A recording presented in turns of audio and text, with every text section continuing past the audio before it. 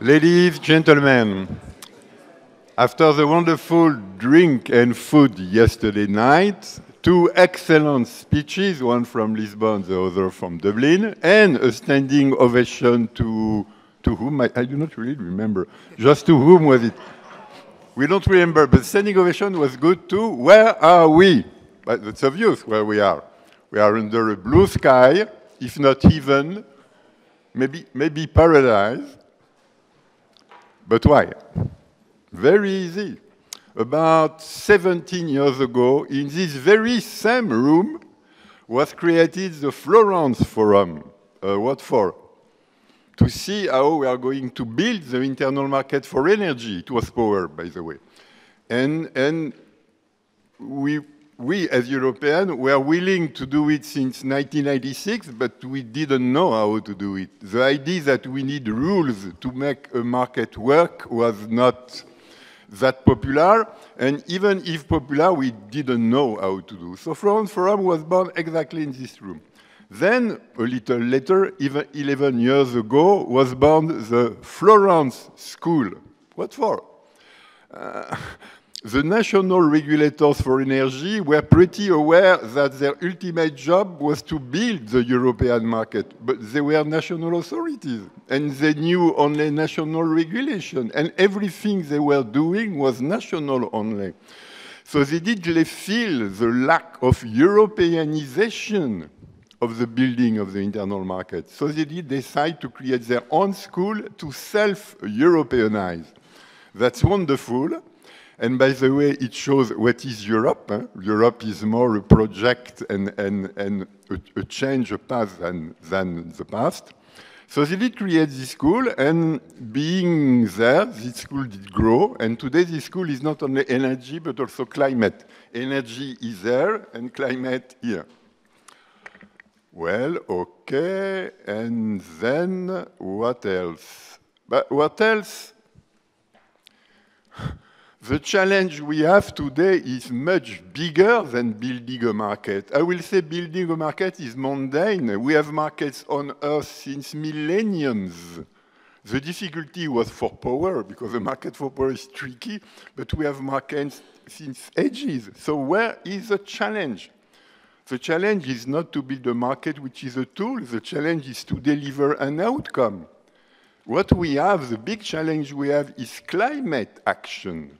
Energy transition, that's the challenges we have in Europe, but we have worldwide. And of course, we are trying to use markets to do it, but not necessarily only markets. We can use also regulation of cars, of boats, of planes, and many other tools. We also know that we have a tool being ETS. That's the challenge we have. That's the ultimate one. We still have to produce the corresponding policy.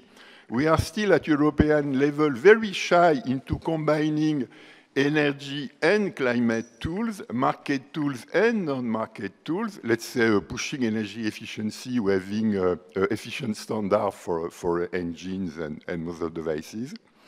That's the challenge. We have a cap being created for this challenge. Unfortunately, the cap is half the cap. It's energy union. Let's call it, since today, Energy and Climate Union. And the purpose of the day today is to celebrate the 10th anniversary of ETS. It's not about the past, it's about the future. ETS is the future in Europe, is the future for many other countries. And the challenge is to see how this future will come, combining all the tools we may have to succeed into the challenges of energy transition and climate action. This said, you are at the European Institute, so it's not a surprise, the story of the Florence from the Florence School. We are an academic European institution. We have our own treaty. We are, of course, we have a small treaty vis-à-vis the European Union one, but we are a European institution. That's why we are hosting so many European actions and European gathering. But we are academic only. We are European by heart, but we are only academic. Everything we do is because we are convinced. Sometimes we are wrong, of course, but even when we are wrong, we are convinced that we were right, and we look to improvements. This said, I hope I did say most of it. And we will now get the Commissioner for Energy and Climate Action, Cañete, telling us a sweet word for the opening. So, Mr. Cañete, you are very welcome. I forget to tell you my name, but it has no importance. You see me, I'm so tall.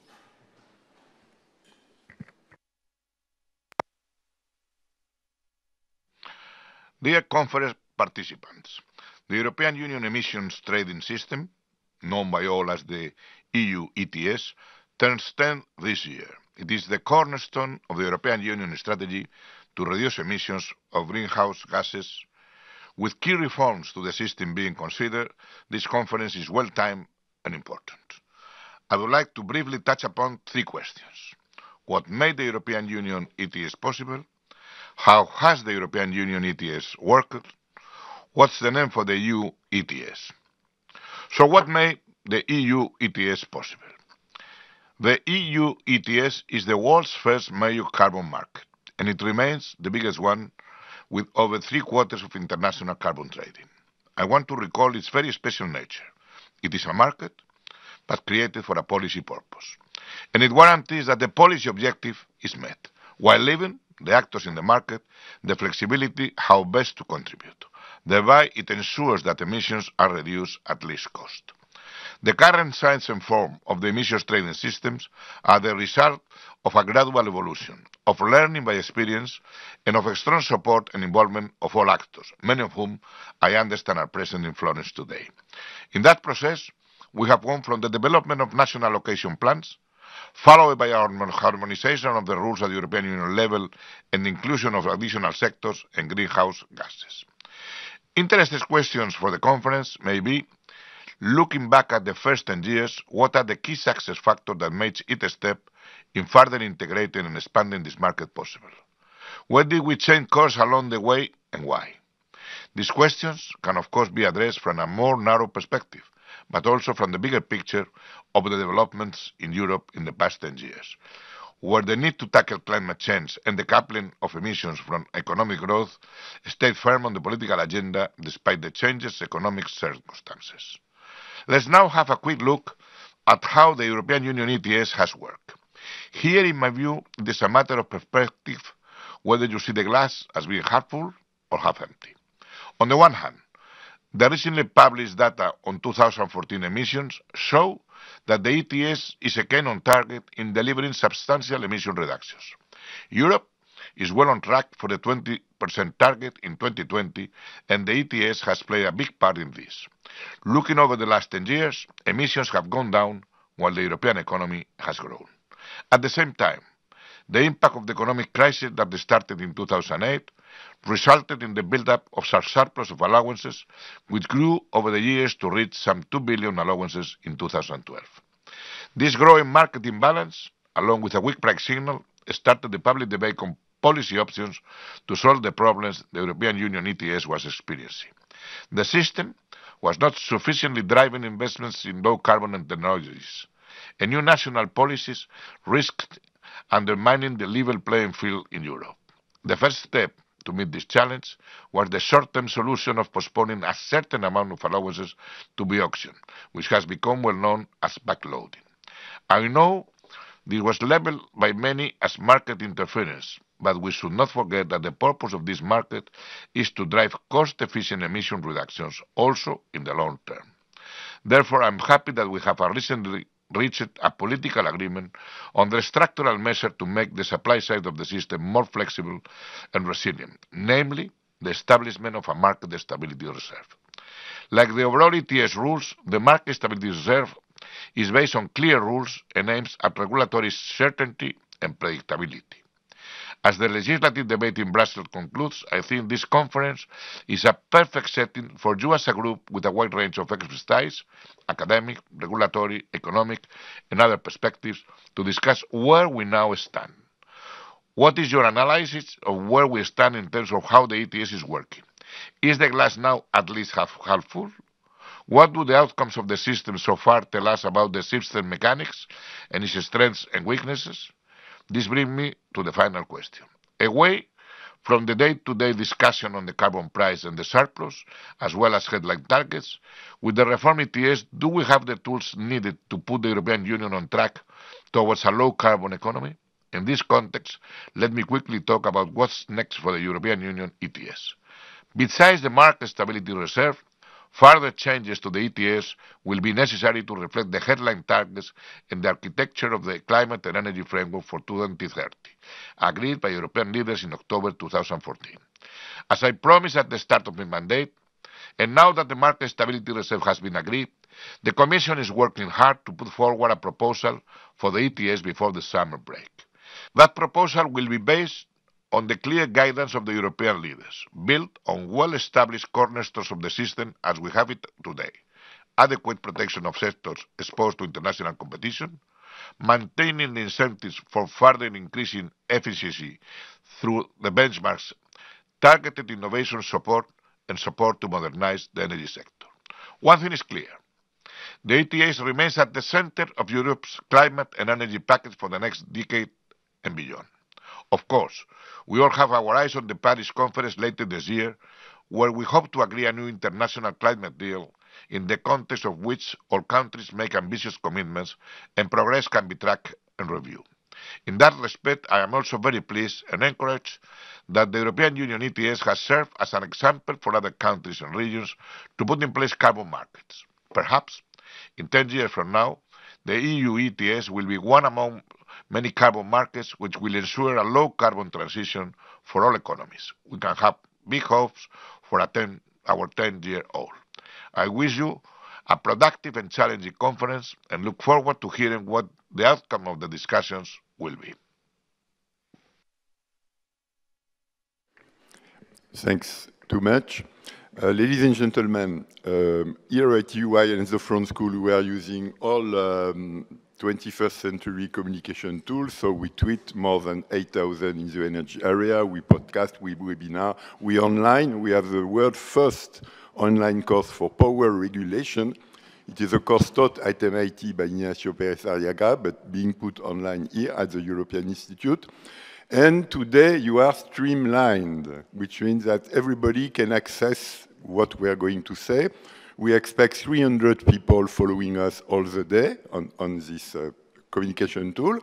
That's why if you want to say anything, you have to do what I'm doing to get the red light on your microphone.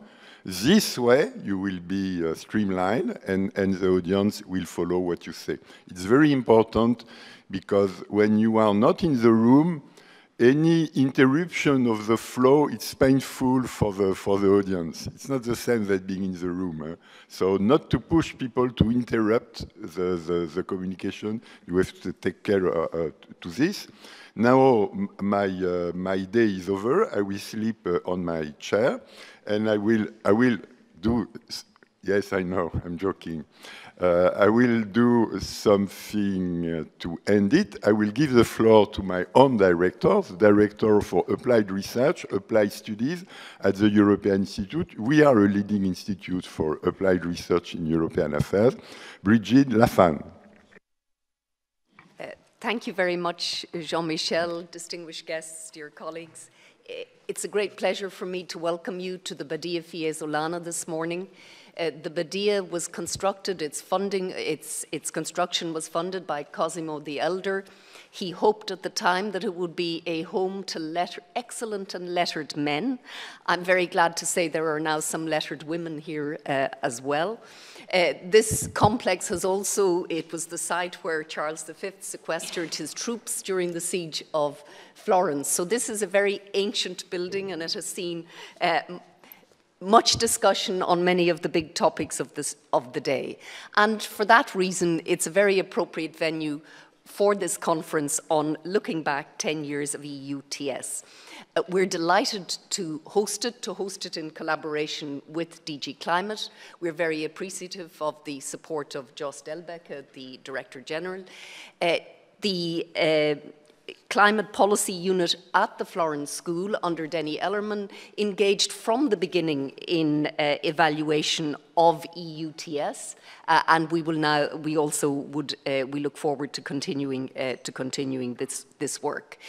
We're in terms of academic institutions, we're very small, but one of the things I've discovered since I came to Florence 2 years ago is that Florence has tremendous convening power. People like Florence, and so we use this convening power that Cosimo the Elder gave us a long, long time ago to bring you all here today, but also, as Jean-Michel said, to engage with the world beyond the walls. It's a great and very personal pleasure for me to welcome Frank Convery. Frank is a dear colleague from University College Dublin. We has soldiered together there for many, many years. He was Heritage Trust Professor of Environmental Policy at UCD, and because of his presence in the university, we were certainly the leading Irish university in environmental policy. No one would go into the field because we were the best. We were the best because we had Frank. Frank is now the Chief Economist of the Environmental Defence Fund in New York. We thank him greatly for his presence, and we look forward to hearing him. Frank, the floor is yours.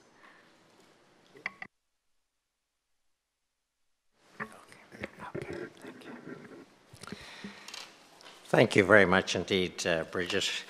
It's lovely for University College Dublin to be taking over the European system, and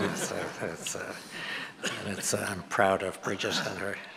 I would like to thank the Florence School of Regulation and Climate in the Schuman Center and DG Klima for organizing this. It's a terrific event. I do think we need to be far more celebratory of our achievements than we are, and this is a step in that direction.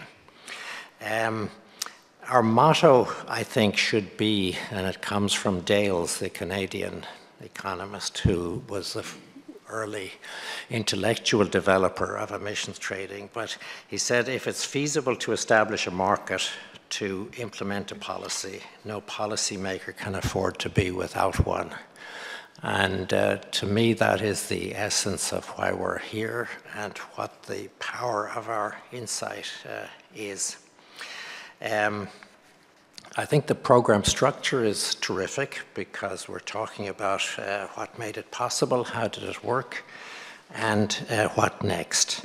So it's a great platform for interrogation. I think in terms of what made it possible, obviously I'm not going to try to anticipate what the panel says, but one thing that I think is important to flag is the importance of luck. Daniel Kahneman, in his great book, Thinking Fast and Slow, has an equation. He says success equals talent plus luck. Mm-hmm. And the second equation is great success equals a little more talent and a lot of luck.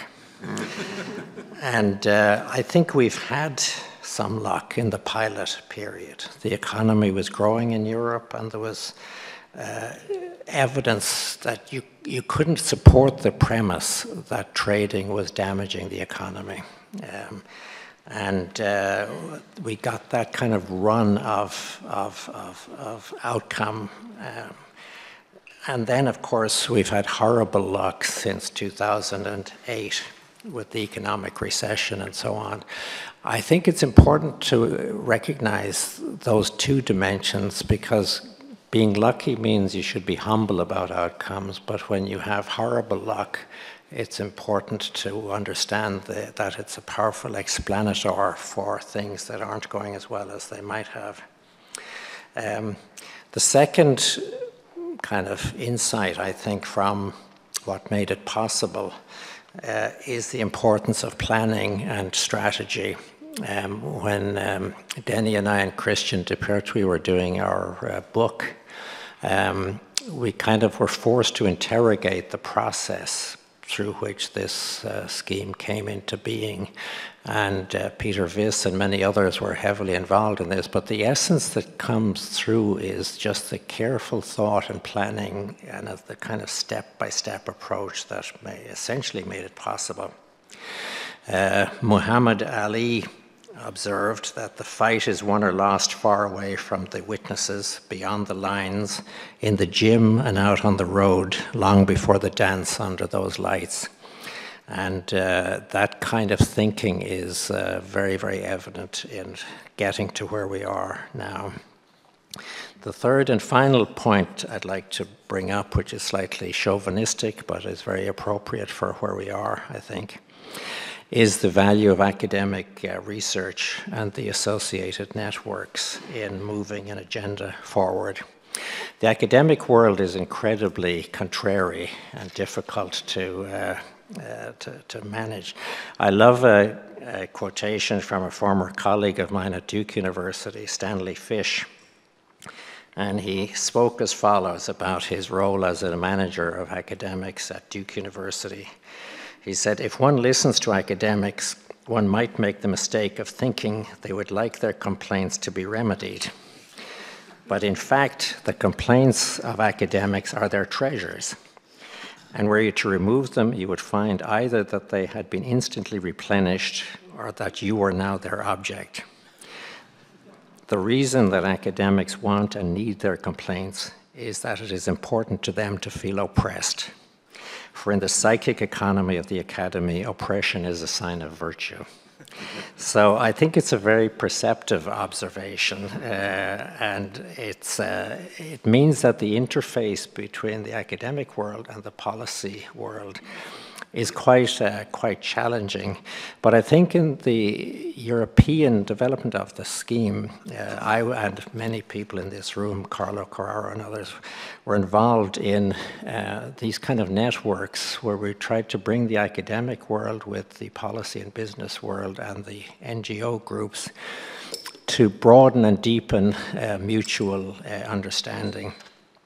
So I think where we are now and looking ahead, I think it is important that that kind of infrastructure and that kind of convening power that Brigid mentioned and the ability to essentially have a pretty open discussion on the choices should continue as part of our kind of infrastructure in this area. And obviously the School of Regulation here and the program led by Javier, I think could be and should be critical in that regard. Looking to the future, I think George mentioned it last night, but the 2030 package that was agreed in October, it really is critical that that move towards implementation, because it is the essential framing for the revisions in the trading scheme that we're discussing today. I also think that the rationale for intervention in the scheme, which is the subject of our meeting largely today, is very, very strong. The way I see it, and I think most of us probably see it at this point, is that if we don't do something, we will face the renationalization of climate policy, where member states start doing their own thing. And the power of the single market and the whole European idea and ideal of maximizing the potential for minimizing costs and maximizing opportunity will be seriously diminished. So just letting things run along, I think that's one big cost. The other cost of inaction is related to the weakening of support by key stakeholders for the whole idea. And the third cost, which to me is very, very significant, is that with very low prices, the funds available to support innovation, the NER 300 initiative we're in now, But obviously, going forward with the new proposals, which I strongly support to continue the innovation drive, would be dramatically weakened. And our prospect really of offering developing countries and other partners to opportunities and so on would be diminished. So I think just on a normal benefit cost kind of algorithm, the logic of what is underway is very, very compelling, and the costs of inaction could be would be very, very high. I like Horace's observation that a host is like a general. Calamities often reveal his genius. And we're looking really to the European system generally, and the member states and the Commission and the Parliament to reveal our collective genius and move this agenda forward. A final point, I suppose, in the context of the Paris upcoming COP and the UN process in general. At EDF, we're certainly anxious to that an outcome of that framework is that parties be enabled to do much more than is called for in the whatever the outcome is. And that the framing of subgroups of countries that can collaborate together to move an agenda more aggressive than the kind of minimum that comes out of that agreement, I think is really, really important. It's been observed many times that China, Europe, and the US account for over 50% of emissions. And if they can find a way to do more, obviously the prospects of serious progress will be significantly enhanced. And as we debate finally the choices and how to proceed, I think we should keep in mind the value of simplicity. It is one of the huge merits of the scheme as it stands. We all are in favor of simplicity, of course, until it affects our own particular area, and then we're happy to complexify to meet our own little local needs and so on. One of the big strengths of the Commission and the European system has been to hold the line on that and to keep coming back to what's good enough and understandable in a simple way. So that's just a kind of a caution, and it's a very hard, it's an easy principle to lay out, but of course it's extremely difficult in the real world to hold to it. But I do hope that we can keep that as an important strand. So I'll finish up now, Chairman. Thank you very much. It's a pleasure and a privilege to be here, and I look forward with huge interest and enthusiasm to what happens. And I think I can speak for the Environmental Defence Fund in saying that we, on our part, will do whatever we can, however we can, to advance this terrific mission. So, Garmila Malka, thank you. Thank you, Frank, for not just giving us an insight into how this system developed and why, but also to put on the table from the beginning the challenges and the prospects for the future. And we now turn to the first session, which is the first question of this conference: what made the EU ETS possible? And that's always an important question to ask within the European Union, because collective action at EU level is extremely difficult. 28 countries, a complex institutional structure, lots of veto players, lots of veto points. So whenever this system achieves something, and we always tend to think that whatever is achieved is suboptimal, what one should sometimes think about is, why was it possible at all, given the constraints of a system that is multi-leveled? Within the political science literature, there's a lot of work on decision traps, and the EU is a classical case of a system replete with decision traps, but it's a system that constantly escapes those traps. And in order to understand that, and this is a very good case study, we have a very good lineup today. I think we should also ask, why was it in Europe that the first carbon pricing mechanism evolved? It's proved difficult, if not impossible, anywhere else. And why was it that the EU didn't resort in this case to its default form of governance, which is regulation. In other words, it went for something else, for market mechanism. So this is for students of public policy, not just climate policy, and for students of the European Union and decision-making within the EU, this is a wonderful case study to understand how this evolved, how was it framed, why did the idea win, and then who delivered agreement. And I can think of no better panel than the speakers we have this morning. They're all going to speak for 5 minutes. If they stray beyond that, I will indicate after 5, and I will certainly try to, unfortunately, this is not the Council of Ministers where you can just cut off the mic. I don't have the power of the chair in that sense. But I look forward to the insights from all of our speakers. We're going to begin with one of the entrepreneurs, the agents, Peter Viss, who's now EU Visiting Fellow at St. Anthony's in Oxford, a wonderful place to be. But of course, someone who worked intensively on this within the Commission. Peter, you have the floor. Thank you very much, Brigid, and thank you to everybody who's been organizing and responsible for this conference. There is much I'd love to say about how and why the ETS is possible, but I can't do it in 5 minutes. So I'm going to hone in on particular aspects. More, I would think, of the political science than the nuts and bolts of how it was built up.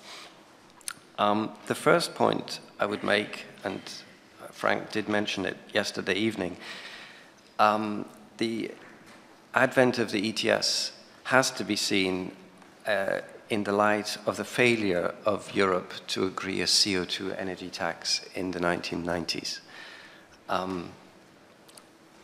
Quite simply, ETS was helped by the fact that it was not a tax. UNICE, now called Business Europe, and several member states, including the one I know best, were opposed to taxation powers being given to Brussels, newer taxation powers, because there are some that have already been given, like on value-added tax and excise duties, but they didn't want more of it. And ETS wasn't a tax. The second point I would make is that as it wasn't a tax, there wasn't the need for unanimity. All of the member states didn't have to be in agreement. It could be decided by qualified majority voting in the Council, which comprised of only 15 member states at the time. That's not to say that actually in the event for the emissions trading directive, we did obtain unanimity in the end. At least no member state voted against it, which I think is an interesting fact, but we didn't need it, which was crucial.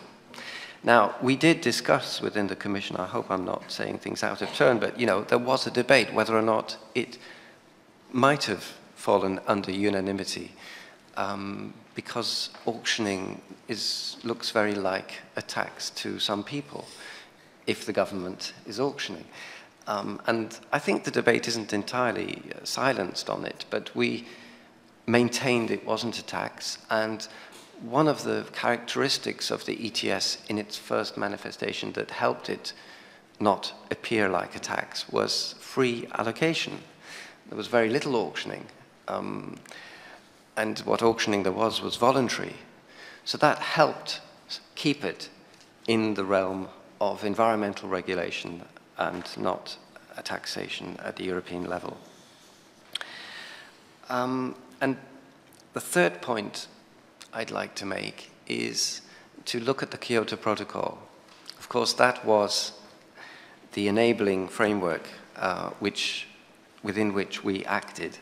Article 17 of that framework talks about parties may participate in emissions trading for the purposes of fulfilling their obligations, but at the time, certainly within the European Union, we weren't clear how on earth that might be done. The Enlightenment came gradually following that agreement. Now, what I want to just dwell on in that particular article of the Kyoto Protocol is not so much the fact that it says parties may engage in emissions trading, but rather that it adds a proviso that any such trading shall be supplemental to domestic actions. Now, I want to dwell on that because I think this supplementarity debate, which many people will have probably forgotten and new scholars will probably miss, that there was an extensive debate on trying to define what supplementarity meant. And what I think the use of that was, I personally spent many wasted hours discussing that. And there was an agreement reached within the European Union eventually, but I'm not sure anyone else agreed outside the European Union with it. But it didn't really matter, because what it was, I think, looking back, was a kind of enabling topic, in that people tried to position themselves and expended a lot of energy positioning themselves either for strict supplementarity or for looser supplementarity. Of course, the NGO community, the greener elements of governments and so on, wanted us to be strict, define it strictly, and the business community in general wanted it wide and soft and not very constraining. And I think what is interesting is that because we spent so much time arguing about supplementarity, it was almost then permeating everyone's subconsciousness that emissions trading must therefore be a good thing for industry, because simplistically speaking, they want to do it more, and the NGOs want them to do it less. And so the premise that emissions trading was a good thing, I think, went very deep. And it was happening all the time that we wasted discussing supplementarity. So I think that actually this supplementarity discussion did serve as a very helpful factor in looking back, in alleviating, if you like, business suspicion about emissions trading, which after all is environmental regulation of a sort. And then there's, of course, the very compelling reason, the fourth reason why ETS happened is that it does make such very good sense economically. You never usually talk for long about ETS without mentioning the words cost effectiveness.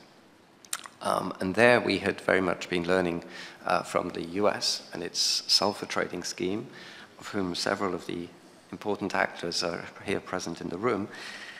And I thought that what we added to that, because quite honestly, there wasn't much about cap and trade we could teach anyone, we were learning. But I think what we did do, which had not been done before, was we managed to envision a way of having an emissions trading scheme with allowances that was at the same time compatible with the Kyoto Protocol and the flexibility of, that was allowed under that. Most specifically, the marrying of European Union allowances with assigned amount units as of 2008 was very crucial because on the one hand, it was the companies who were making the decisions to trade or not to trade, not the government. To some extent, governments devolved some of the mitigation decisions to companies. And the only guarantee that they could have that what the companies then did was appropriate was that there was an automaticity of transferring assigned amount units. So if an entity in the UK were to sell EU allowances, assigned amount units would also disappear from the UK's account and go somewhere else. As a result, the UK was losing control, which is actually why the governments agreed that there be quite substantive penalties, which I think was also very important. The penalty, harmonized penalty, hadn't actually been done before. So for me, the marrying of company-traded units with the compliance with the Kyoto obligations at government level was, I think, a neat iteration of cap and trade that we were able to contribute into the international community policymaking space. I felt very lucky to be working on emissions trading so early because it was such a good idea. And I think the idea was indeed the strength of the whole story. I think it remains strong, and it's perhaps the reason why 10 years later we're still looking ahead confidently to the continuation and further strengthening of emissions trading in the European policymaking toolbox. Thank you very much. Thank you very much, Peter. And now we move to John Scowcroft from the Global CCS Institute in Belgium, but with deep experience in the electricity industry. Thank you and good morning, everyone. Yes, I'm not speaking with my GCSI hat on. I'm speaking with a rather older one. I suppose what I want to talk about is how did we persuade the European power industry to move away from a love of voluntary agreements with no penalties to a system that had penalties. And I am quoting from one company. I must say that we always said voluntary agreements was an oxymoron. If you make an agreement, it ceases to be voluntary. But nevertheless, when we came back from, it was actually the Buenos Aires COP when I first met Peter, we had a meeting of our climate change working group, which was then chaired by the Director of Environment of EDF, Jean-Pierre Bourdier, who had studied the sulfur trading scheme, and he said basically, well, what do we do now? Someone said, please, can we not write another position paper? And he said, well, Article 17 looks interesting. Why don't we explore what emissions trading means for the power industry? And then someone said, well, how do we do that? A gentleman called Derek Baggs from the UK Electricity Association, who was A, a mathematician, and B, a keen follower of horses, said, well, why don't we go away for a weekend and sit round the table and trade and see how it works? Because I think one thing we need to bear in mind is that as far as the power industry was concerned, liberalisation a few years earlier had actually brought trading into the consciousness of the industry. So it wasn't sort of a surprising thing to say. Well, we decided we'd be slightly more structured than going away for a weekend, and we decided to have a workshop, and at that workshop we had BP, who, if you remember them, were running their internal emissions trading scheme, and Richard Barron from IEA, who I think is one of the leading people on ETS, and they explained how it worked. We gave them a nice Euroelectric lunch and sent them home, and then spent the afternoon saying, well, what do we do? We said, okay, we'll do a simulation. And we sat down and we wrote the rules of an emissions trading scheme for the power industry. I think Jean-Yves will explain to you that there was only one difference between that and what was in the directive, and that's what we didn't have a new entrance reserve. So that afternoon, I went back to my office and wrote up the rules, and Jean-Yves and Jean-Pierre Bourdier got on the tallies and wrote the rules, and we exchanged it. This was the days before Wi-Fi or anything, so it was quite an exercise. And then subsequently, we got a message from Jean-Pierre, which said, I've spoken to the IEA, and Jonathan Pershing and Richard Barron are willing to run the game. And then Paris Bourse have got a spare slot, electronic slot, and we can do electronic trading. We then got some 16 power companies to create virtual companies. There was no company who was prepared to put the whole of their plant in a simulation which may or may not work, because I mean, one of the things we wanted to see was whether actually we fell flat on our face or not. So we ran that over about 2 months, and we simulated the 2001 to 2012. And at the end of that, first of all, it worked. Most people actually complied. we discovered one very interesting thing was that if you have a cut-off point, there was no investment in the last year. People were just concerned with getting there, and I think Jean-Yves will talk a bit more about what we called the wall effect. And the other thing that came out of that was the fact that it was clearly the investment that was driving compliance, and the price signal was merely making things much more efficient. So we went round Brussels explaining this to everyone, and we had some interesting reactions, particularly from what we now know and love as the energy-intensive industry, who basically said, we know why you're doing this Euroelectric, this is just a way of pushing power prices up. So we said, well, let's run another one, and you can join in. And that one, we had about 30-odd companies in it, and all the major sectors were in there, and we basically reran it. We added another 5 years onto it so that we got an idea of what happened if there was something after the end, if you see what I mean, because we were only simulating up to 2012. And we ran the thing 3 times.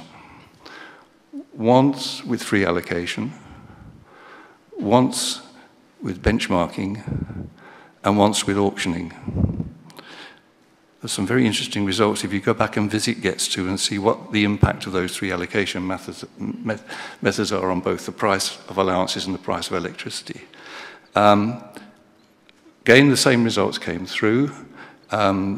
We also tried, because if you remember at the time, there was a big debate as to whether it was going to be direct or, I've forgotten the word. Indirect emissions? Yeah, no.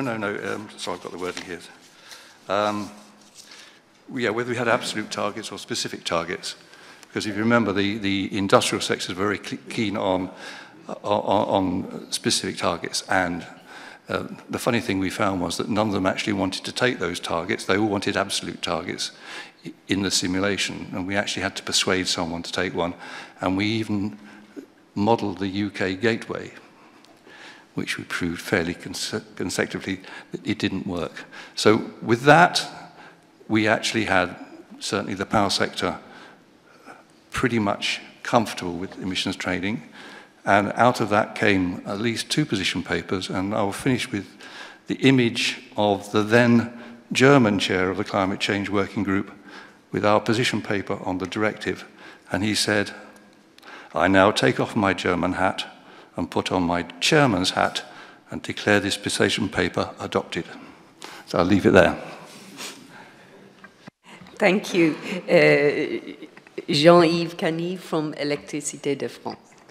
Okay, thank you very much for inviting me to share our experience with Euroelectric and with the power sector and this process of birth of EU ETS.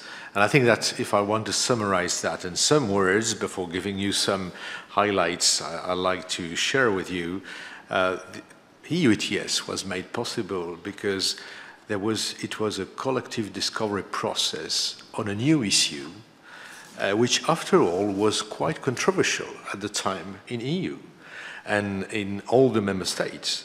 So I think this paradox made possible really a very important learning process that made possible this instrument to come into force in EU.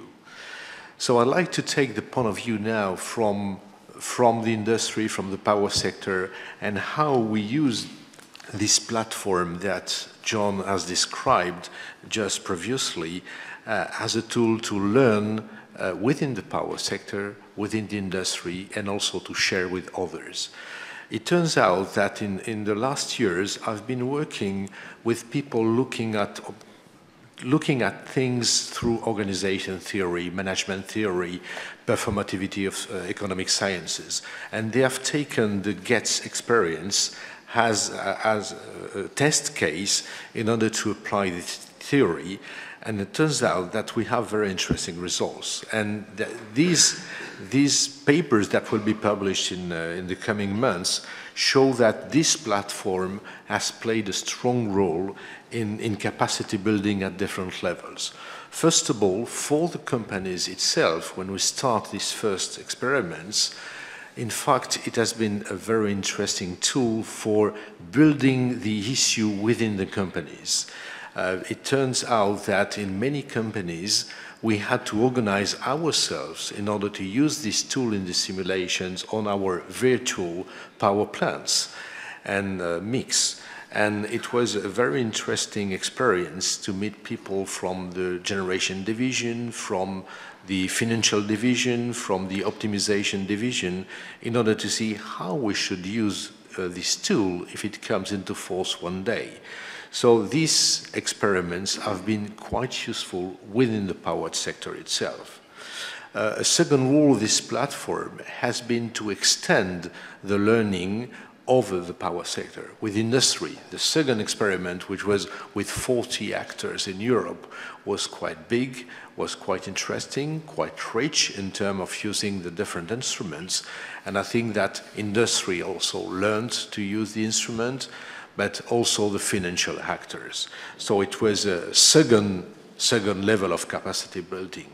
And then you had the third capacity building. It was this platform played a role as a dialogue between the industry, the power sector, and the institutional bodies like the EU Commission, the Parliament, and the Member States. And I think that up to the end, all the learning that we got from these experiments have been quite useful.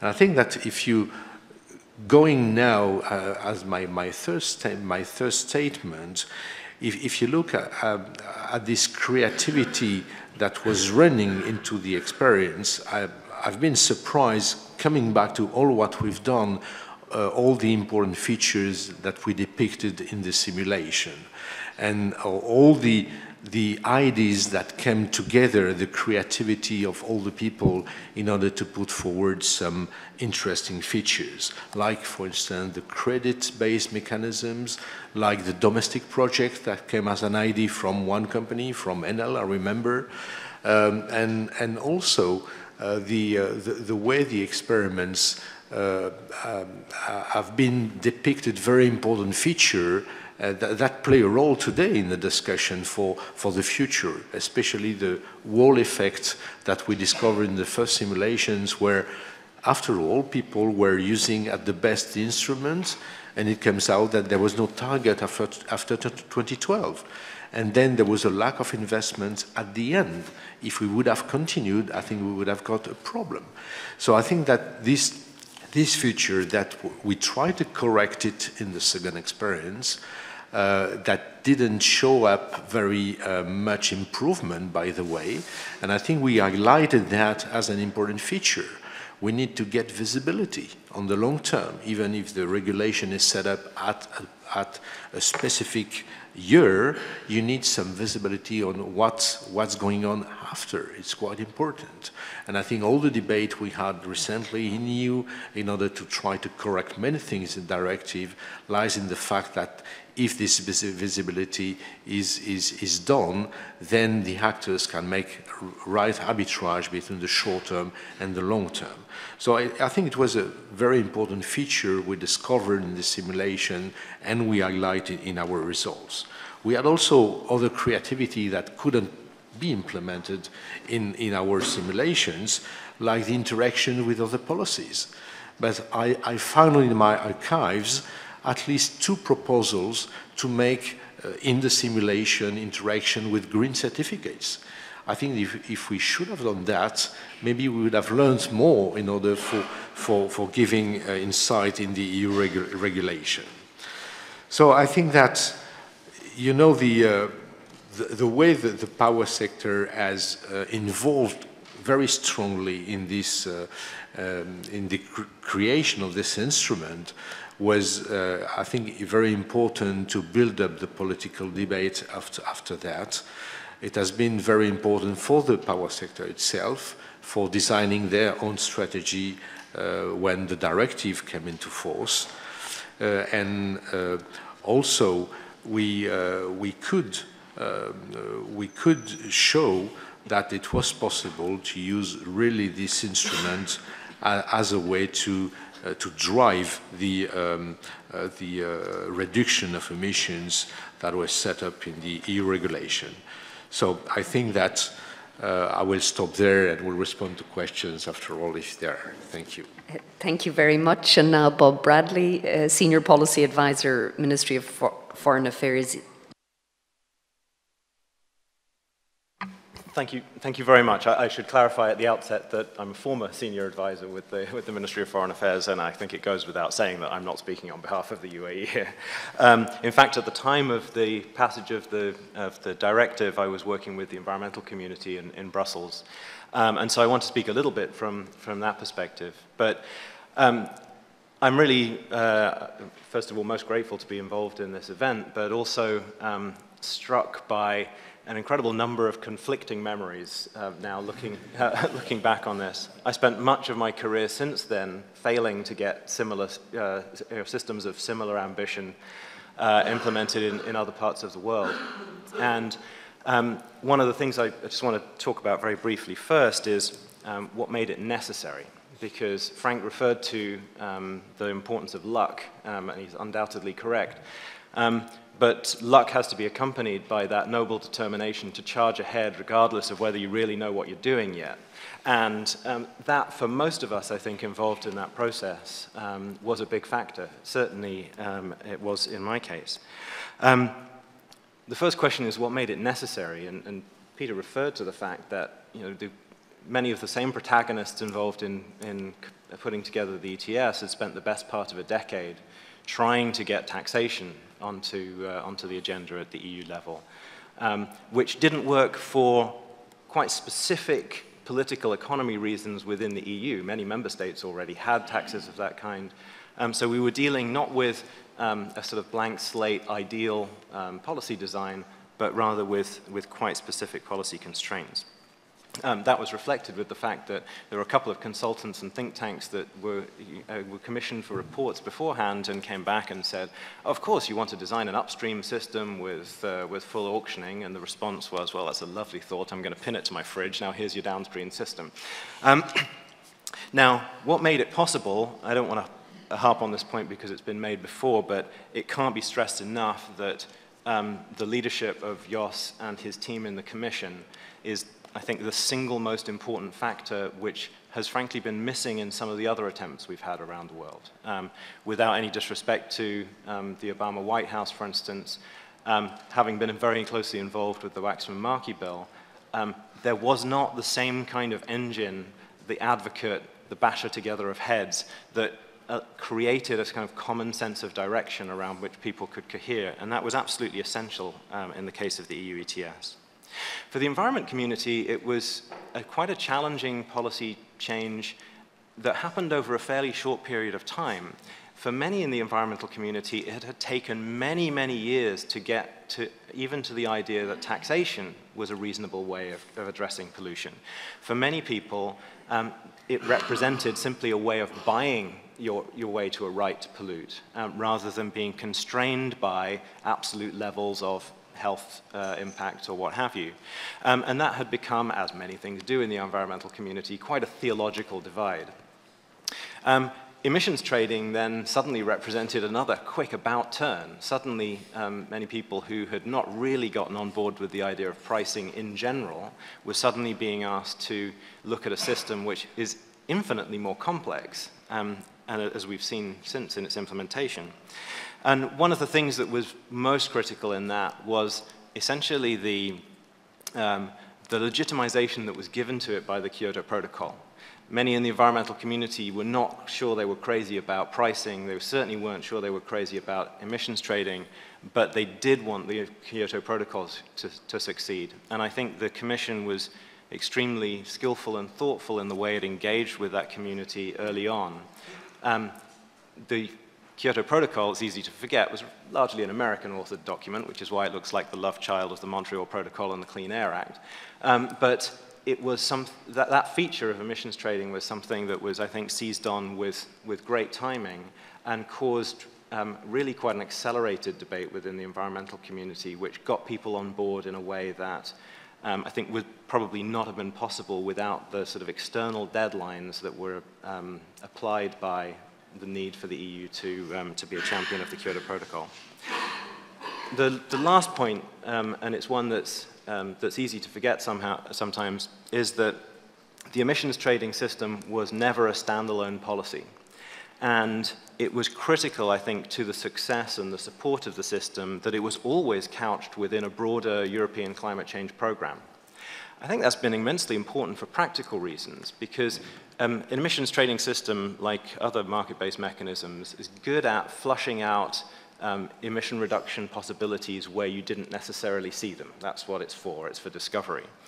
But of course, if we're going to deal with the climate change challenge, much as it's nice to find ways of getting rid of industrial gases or promoting better land use, it begins and ends with whether we're transforming the way we produce and consume energy. And it's a fact that that has still been driven over the last 10 years primarily by other policies within the European climate change program, for which the ETS was an invaluable accompaniment and maybe even a glue that helped pull some of those things together. But the support that it got was very much about building the EU ETS within that broader framework of policies and measures. And the European Climate Change Program, as it was an immense undertaking. I mean, there were probably, by the time we were done, there had been maybe 20 different working groups on everything from fluorinated gases to buildings directives to renewable energy and so forth. And all of those remained valuable, and all of them have been powerful complements to what has been achieved with the ETS. I'm incredibly honored and humbled to have played even a very, very small part in that. And I would like to thank everybody from the Commission and all of the other stakeholders involved for what is, I think, still the most successful political process in the climate change sphere that I've ever participated in. Thank you, Bob. And now Evie Jensen from the Danish Climate Council. You have the floor. Thanks. I'll have to say that a lot of what I've wanted to say have already been said by mainly Peter and Rob, but I'll try and add a few things anyway. I believe why I'm in this panel is probably because I was part of the Danish presidency in 2002 when we first have an agreement in Council on the EU ETS. As this is a celebration and a birthday and a reunion, I will take time anyway to again thank the group in the Commission, and I think I would also name them as not just Joss, but also Peter Wies and Peter Safel and Yvonne and Damien as the people who really made this possible and did a lot of the proposals, the text, the thinking, and all the intellectual thinking that was needed to actually make this work. I remember sitting at the Point Quotidien at Place Sablon with Damien and writing all the compromise proposals for Council and trying to find a way to make sure that Council could actually agree on this. Because the reason why this was possible was definitely a lot of balancing between the people who wanted a system and wanted to do something about climate change, but also the people who knew that they had to accept something coming and they wanted the cost of compliance to be as minimal as possible. And that balance did very much form the first version of the EU ETS. There was many things we would probably have wanted to do differently, but on the other hand, if you have a look at what we wanted to do differently and what has actually been changed now, I think we are very much getting there as what was the wish in the beginning. I think one of the things that made it possible was that we did not auction all the allowances to begin with.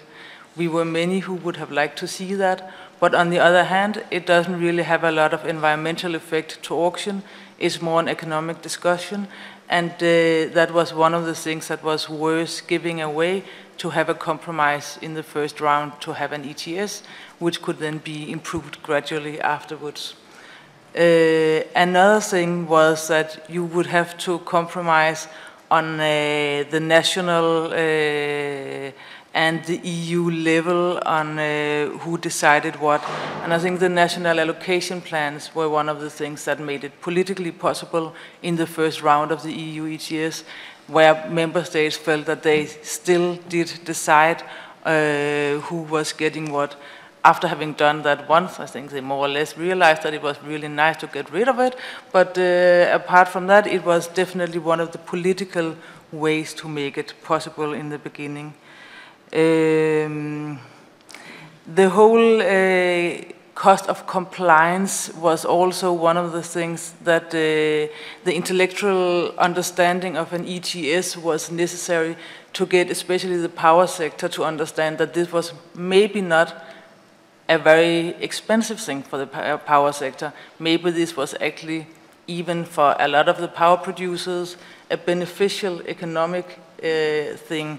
And having explained that to a lot of power producers before the agreement in 2002, and the power sector being a greater part of the ETS, I believe that that was also part of why power sector could then, in the end, sign up to the EU ETS as it was. So the realization that the minimal cost of compliance for what something that was needed to be done was probably the greater reason why it was, in the end, politically a doable thing. And then, of course, there's been a lot of critics saying that the version of the ETS as it was in the beginning was probably not optimal. But if you look at the design of the ETS, I think it's worth saying that the market design was actually quite perfect to begin with. There was definitely things it couldn't deal with, but you got a system where you kept below a cap. You got a price on carbon, which has been impossible until then, and you lowered the cost of mitigation, and you actually got people trading. So in that sense, I would say that even the first version of the EU ETS was quite successful. But of course, there have been some bumps during the recession, and also maybe we have needed more politically ambitious targets to drive the price, so as to be able to also fulfill the last need of a EU ETS, which would be to have a price that can actually drive investment towards a low-carbon society in the EU, and that is the missing part. But let's hope that will come with the last adjustments of the EU ETS now. Thank you very much. And now our final speaker, Jürgen Wettestadt, Research Professor from the Fridtjof Nansen Institute, Norway. Thanks. Thanks for inviting me. It's an honor to be here, that's for sure. I'm a political scientist, and one of the central debates in political science is on entrepreneurship. And that is, entrepreneurs are actors who exert extraordinary skills and achieve more change than their former roles would imply. And I think a small core group in the Commission acted as clever policy entrepreneurs, many of them present here today. And they can correct me and fill me in. I will briefly indicate some of the techniques that they employed. Why then is this topic interesting and important? Well, apart from the flattering dimension, someone may think that this is some payback for flying me down here. Well, it isn't. It's because of the learning potential. There are lessons to be learned with relevance for other policy areas in the EU. But perhaps particularly important, there are actors around the globe, in China, Mexico, Thailand, Brazil, who are in the process of building carbon markets. What can they learn from this side of the EU ETS history? And this is, of course, a tricky question, in a way, due to time and space. In other words, what was done in the EU ETS was a response to, and it was conditioned by special circumstances at the time. But still, I think there are some general lessons to be learned. 4 quick points. First, the very framing of the instrument. Emissions trading combines economic cost-effectiveness and flexibility with environmental steering capacity, with the cap. And highlighting cost-effectiveness when addressing industry and environmental steering when addressing environmental organizations, I think helped winning actors over. What's the lesson here?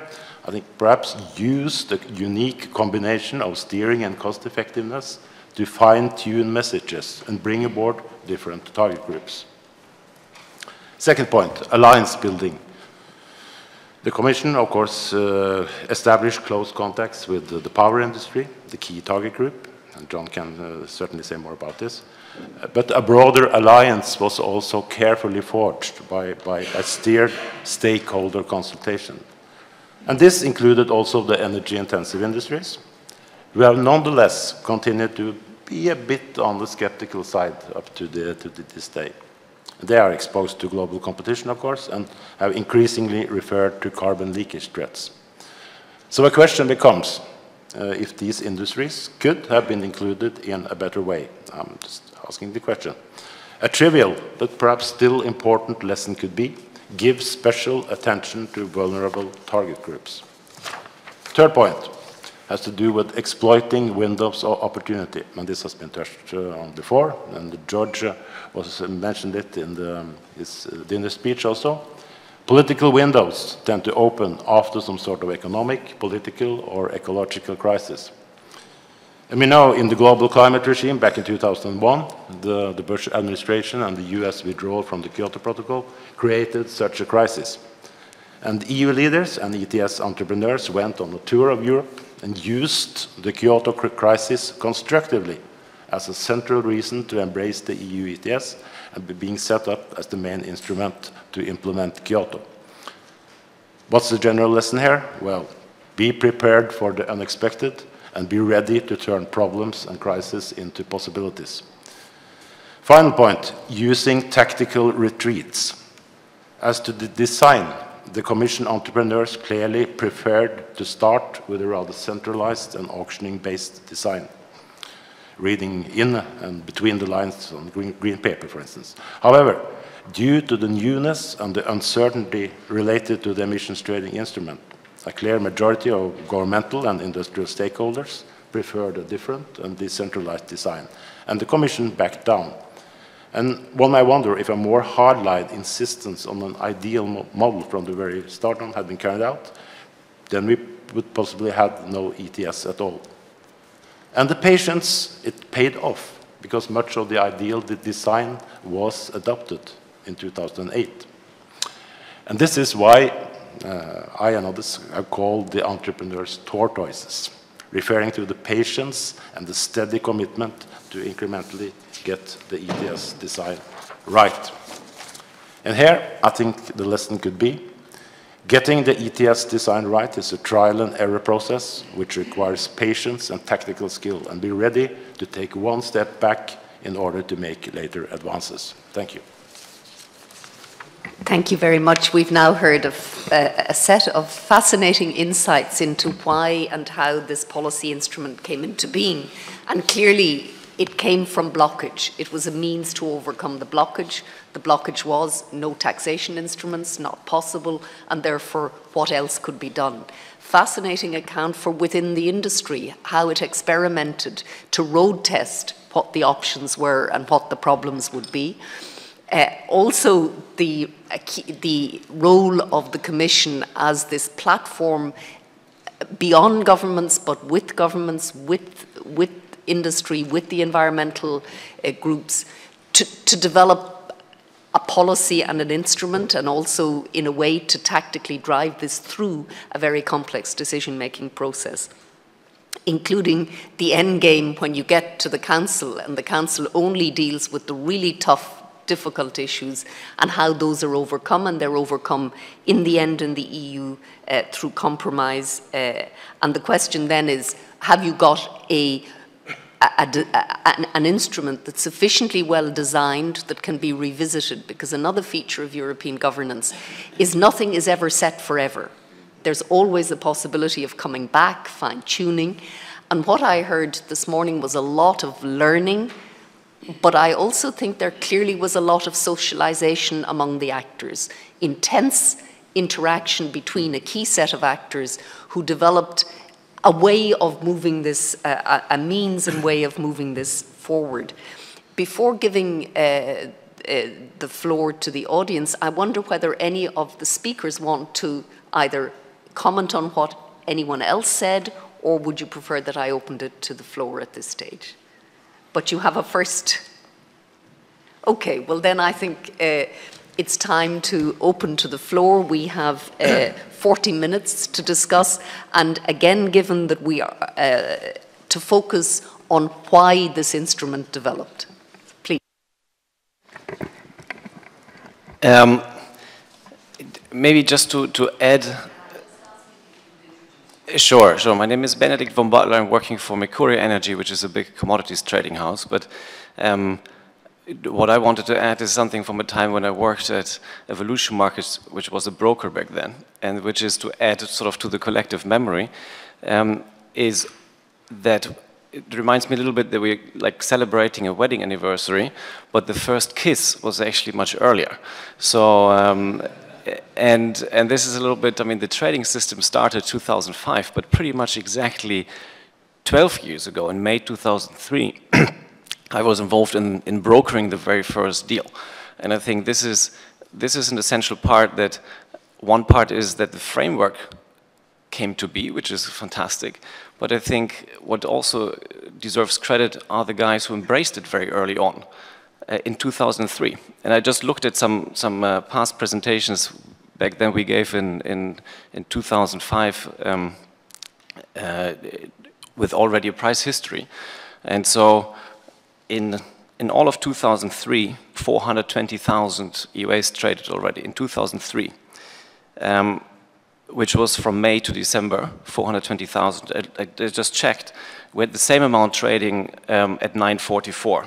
So about 10 minutes ago, we traded the same amount in terms of volume in an hour, in under 2 hours. And I think this is fantastic. So there's a lot of liquidity. And already in 2004, we also traded roughly 3 million tons ahead of the official start of the system, which is, you know, a quarter of what we see trading on a daily basis today. So I think that deserves a lot of credit. And yesterday we had we heard that Dan Dudek was very much involved in SO2 trading, and maybe as an anecdote almost, it's interesting to see that the ones that really embraced this early and tried to push it also in Europe were, among others, people who used to work in the SO2 trading system. So Andy Ortel, who used to work at NatSource, Dirk, who's also ex-NatSource, so Andy Ortel, who used to be a broker in New York. I used to work as a broker in New York back then. And then we had Garth Edward, who was working at Shell. And so we had a whole bunch of people from the SO2 trading world who said, okay, why don't we do this in Europe? And so we didn't really have any infrastructure. So nobody had a price visibility. So everything has to start with the first deal.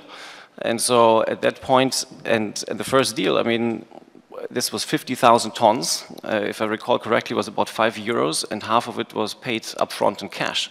So as to give an incentive. And so Shell was on one side, and the other side was actually a Slovakian industrial who said, great, if you pay me money, you know, I'll promise you to deliver something when I get my credits, because I can invest already now. So we already had a real example of carbon finance here. Also, it was a lawyer's dream, because you can imagine that the contract had a lot of what-if clauses in there. So what if the scheme would never come, and if they would never receive EUAs and so forth. So, and I think the scheme still is a lawyer's dream in a way, you know. So,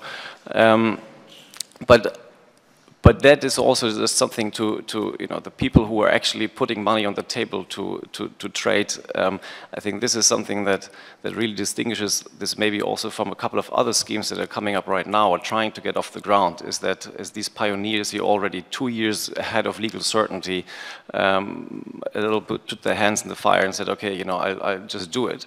And it's very remarkable. And I looked at the number of trades. So in 2013, we had 17 trades. Meanwhile, then in 2003 we had over 600. So and then really and then once we came closer so from January 2005 onwards, then it really took off. But that's just to add a little bit to how this actually came into real life.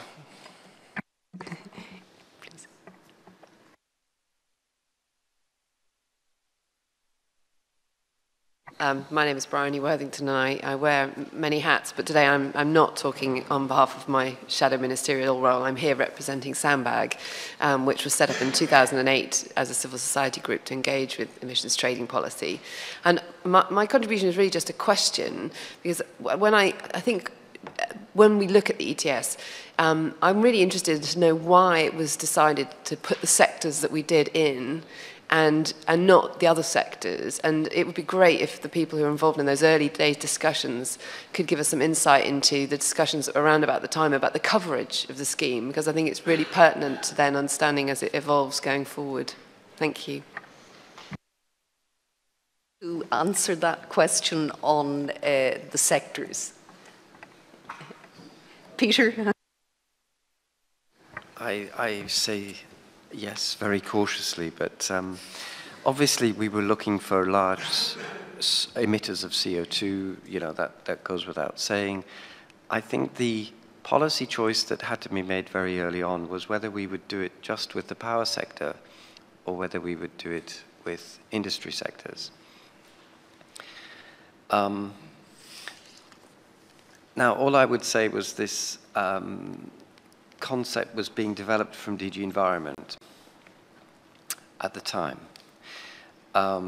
where the core team were located, but we did have people like Peter Zapfel in the Economic and Finance DG and so on. But the risk would have been that if we had said, oh, well, we'll do this just with the power sector, we might have had this just taken off us and it given to DG Energy. And then I say no more. But it wouldn't have been the same. We did think, and also from an economic point of view, it's very obvious that the more diverse sectors can be part of it, the stronger economic case you can make. So we did believe we had a very good economic reasons as well. But, you know, I was scared that the pen might be taken out of my hand and given to someone else. Hello, I'm Stig Schultz from Point Carbon. One question around the inception of the scheme, probably for Peter again, and I have to say up front that it's no like finger pointing or scapegoating intended in the question, but just an observation. So the directive itself was negotiated from 2001 to 2003 when we had EU 15, so essentially the Western European member states. And then it was implemented in 2005 when the EU had turned into EU 25. So all the countries from Eastern Europe had joined as well. And they had to take the key, or the ETS as part of the key, right, and implement it straight away. So those involved in those negotiations, do you think it would have been very different if it was negotiated as the EU 25 compared to EU 15? Well, to that I would say yes and no. I would say, first of all, that the fact that the EU was heading for a substantial enlargement in 2004 wasn't on the radar of DG Environment in 1998. You know, we weren't thinking, oh my God, we must do this quickly because otherwise it's going to get difficult. We were doing it more within a very tight time scale of the Kyoto Protocol and the wish that the Commission enunciated quite early to try and have a learning by doing phase, which, you know, just casting back from 2008, we sort of gave ourselves 3 years to learn. So it had to be in place. You know, we were under very great time pressure. So it was, I would say, more or less a happy coincidence that the EU was heading for enlargement in 2004. With regards, I did say yes and no. I think the newer member states were all in the Council before they actually joined the EU. They were there as observers through 2003, and so I think to some extent they were there when when the ETS directive was signed off.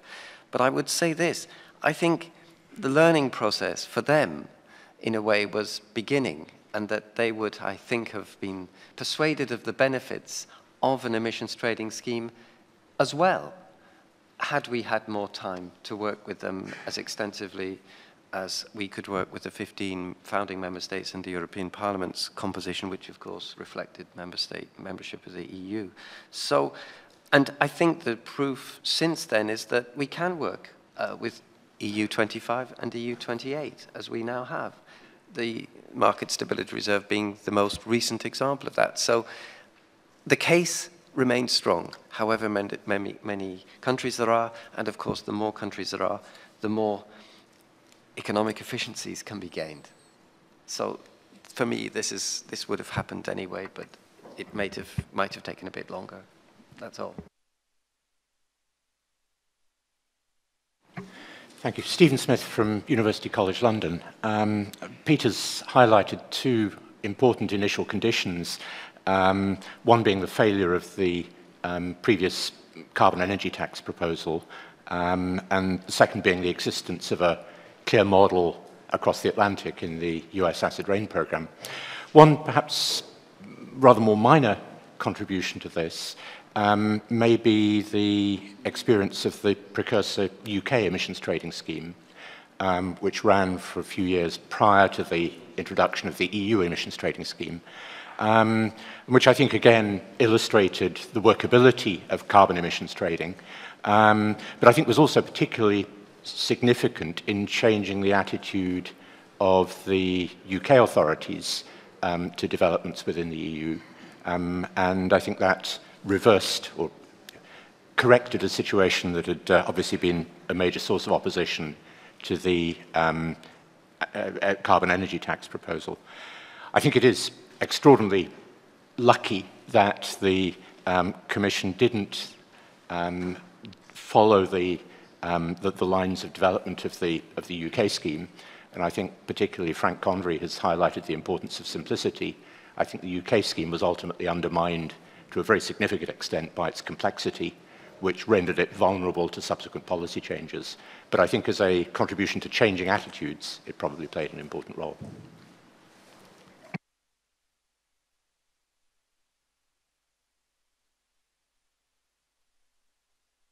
Next. So I'm Jill Duggan. I actually took over the management of the UK emissions trading system, which many of us might consider to be a Mickey Mouse trading system, but was useful in a learning process. And it ran for about a year before, it started in 2002, so about a year before the legislation in Europe was agreed. And much could be learnt on how not to do it from that initial stage. I got incredibly nostalgic listening to the panel discuss the development of emissions trading and remembering the days when I was responsible for registry development for a number of states for the EU ETS and also for policy for phase 2 of the EU ETS. And I used to be followed everywhere by Treasury and what was at that time DTI to make sure I didn't go off message at all and set policy without agreeing it with them first. But I thought what came out for me was how some of the compromises in getting the legislation through, in particular free allocation and the national allocation plans done at member state level, were actually incredibly useful in helping to move players, actors towards the next stage. So free allocation for the electricity sector, which resulted in windfall profits, which shocked everybody, made it much easier to get the idea of auctioning for the electricity sector in there very quickly, perhaps more quickly than otherwise would have happened. With national allocation plans, at that stage 25 member states went away and wrote their national allocation plans in their own image, and then they looked up and realised that they didn't trust what anybody else had done, and that made it much easier to move towards a sort of centralised, agreed system of everybody doing the same thing and agreeing what went in there. And certainly as far as the UK were concerned at that time in terms of sectors and what should go in and what should go out, we did take the same sort of pragmatic approach. Where were the big emitters and what regulations were currently covering them, and did they look effective and did they look appropriate for emissions trading? And that was the kind of take that we took on it and then tried to sell into the Commission, which was tinkering not with sectors but with what was included within those sectors. But yeah, interesting times.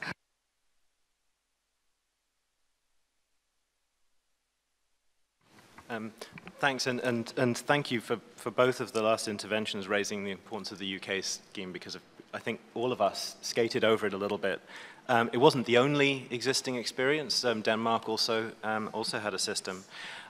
But having participated in the working group that, that was set up of maybe, what was it, maybe 20 people, 15, 20 people, something like that, that helped write the directive, somewhere between a third and a half were probably British. Somebody should tell David Cameron about that when the referendum comes round. And actually, the UK system, for all that it's easy to point to its, its design quirks and legitimately, it was far from a Mickey Mouse effort. And I would say that it was probably, in terms of the nuts and bolts design, it was more influential than anything else, the sulfur trading system or anything, because the people in the UK had at least been through the process of figuring out what to do or what not to do. I can tell you when some things came up, we'd exhaust all our energy arguing about allocation methodology, and then somebody would say, okay, let's talk about registry, and we would all fall asleep.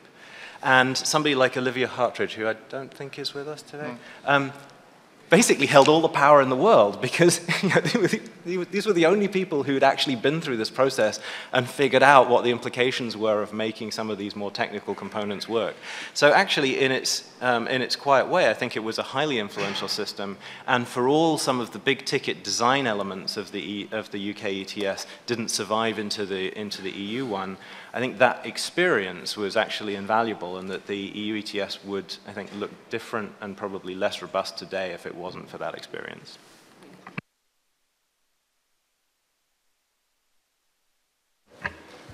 Bob Hahn, I have the privilege of being a fellow at the Schuman Center, working with Brigid and working for Xavier, and I also teach at Oxford. But I wanted to offer a comment and a question related to times when I was much younger and Dan Dudek was much younger, and we were working on the SO2.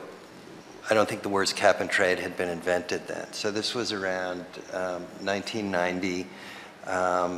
We arguably enjoyed one success, if you believe the work that Danny and others have done with SO2. 10 or 15 years later, we may be enjoying another success, depending on how you view it, with the ETS trading scheme. I guess my first of all, a friendly amendment to what Frank said about Danny Kahneman's book with the equation, what was it, skill and luck? I would sort of add, unless political economy is embedded in luck, I might add skill, luck, and political economy. And we do know something, as this gentleman said, about the politics that leads to the success or failure of markets. But I guess my question to the academics in the audience, and I'm sometimes an academic, is how should we see the evolution of market-based mechanisms in this area? And how should we judge whether things are going well or poorly? We have two arguably significant victories, depending on which conference you attend, in the US ETS scheme and the US SO2 scheme. But are we on a road to doing lots more of these things, or these dinosaurs are going to be done for very select problems? Is the glass half full, or is the glass half empty? I just wanted to ask the panel that.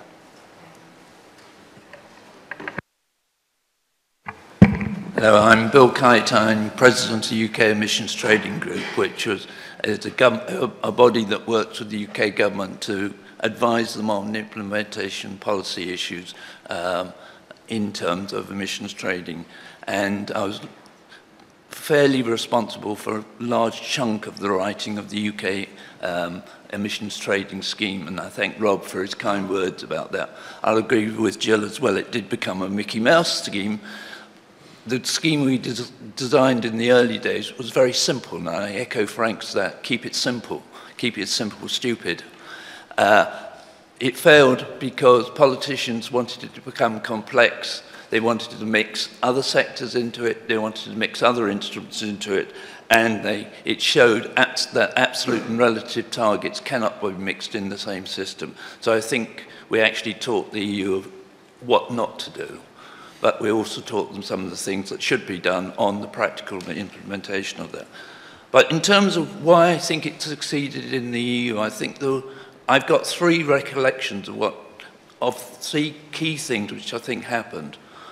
One is there was general agreement right across politicians and industry that climate change was real and something had to be done. There was a very strong signal coming out of the Commission that something was going to be done, and therefore it was imperative for business to look for the least worst option, and emissions trading did seem to be the least worst option. And I think that led to the cooperation, particularly between the power industry and the Commission, in working out what would be practical and what would actually work. And I think it's this spirit of cooperation and working together to find what is practical, what can work, in a spirit of let's take this forward because we both agree on the final objective. And I think if we can keep that and that sort of thing, if that could go into Paris, we'd get a long way. Hello, thank you. My name is Inge Remming and I'm working for Commerzbank. I just wanted to add on what Benedict said and one comment in the beginning about the luck and timing. And I think we started doing a pilot project in 2001, basically auctioning carbon credits, and then did the first EUA trade in 2004. And I mean, if I just look at the faces back then in the risk committee when we went there and said we wanted to trade CO2, and if I would compare that to what would happen today, and I think one of the key differences was the perception about markets back then, and as well about trading, and the openness to, let's say, look into those kind of issues. And I think that was a key factor as well, luck and timing, and the perception about markets. And that is the question, is the perception about markets still as it is today? And without that, I don't think we would have ever traded in 2003, as Benedict mentioned, or 2004, any carbon credits.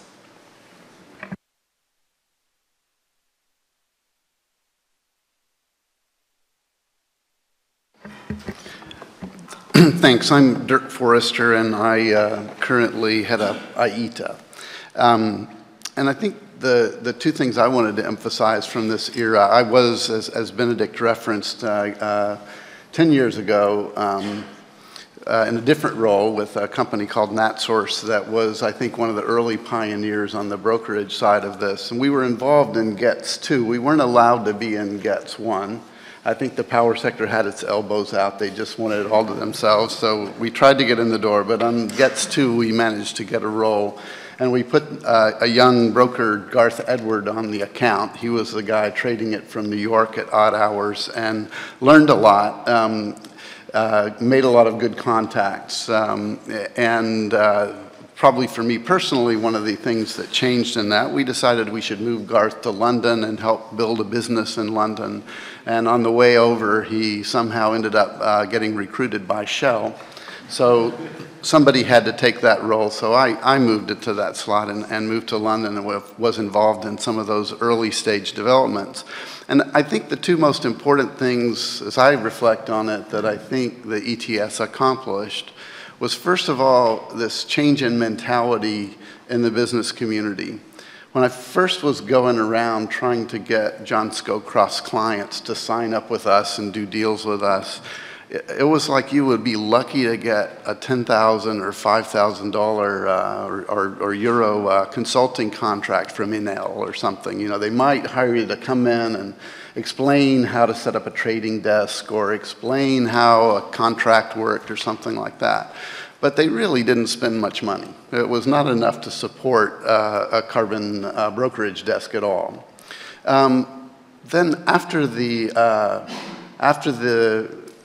wonderful work in getting the directive passed and the Russian ratification, all of a sudden those same guys had budgets of millions to go out and invest properly.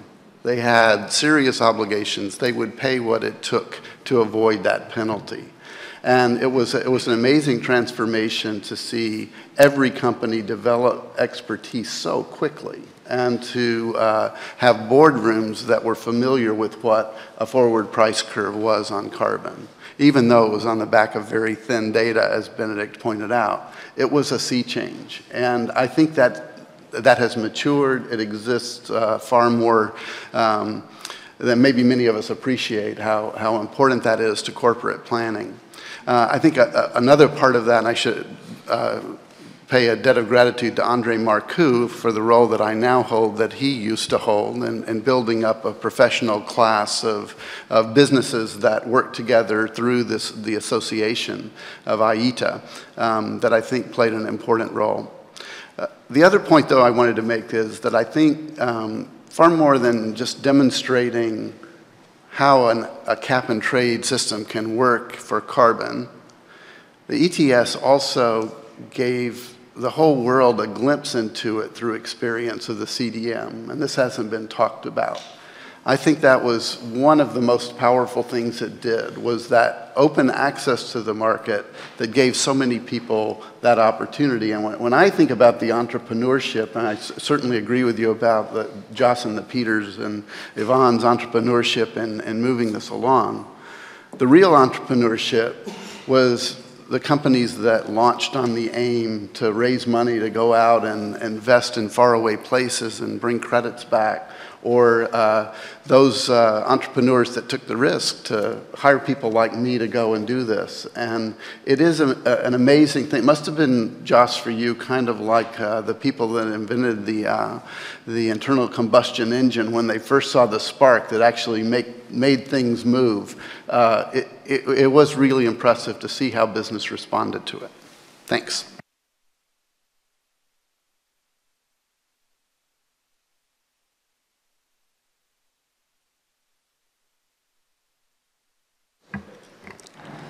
Well, thank you very much. Remembering the success factors, I think it's important to note also that one of the main difficulties was also a success factor. And the most important difficulty was then, I think then, in the European Parliament, was that the system was not understood at all. It was very hard to grasp the idea to create a carbon market, to create a trading system. It was understood, in fact, by very few people. So in my political group, the Socialist group, there was, in fact, it was divided in two smaller groups. One was the state socialist, led by France, and the other group was the market socialist, led by Britain. The British Labour Party was very much in favor of the system. The French were very much against it because they hated the idea that the richer companies, the big companies, could pay to pollute, and the poorer people, smaller companies, they would not have the money to pollute. On the market side, we said, well, it's very important. ETS is something like polluter pays principle. And back then, climate change was not very much a topic. Climate change became very much a topic later, after Al Gore's intervention and his famous movie. Then the whole political group was very much joined in the fight against climate change.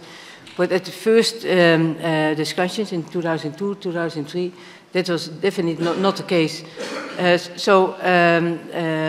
Yesterday it was noted that in the beginning the system was very simple. But this simple system was very hard to understand.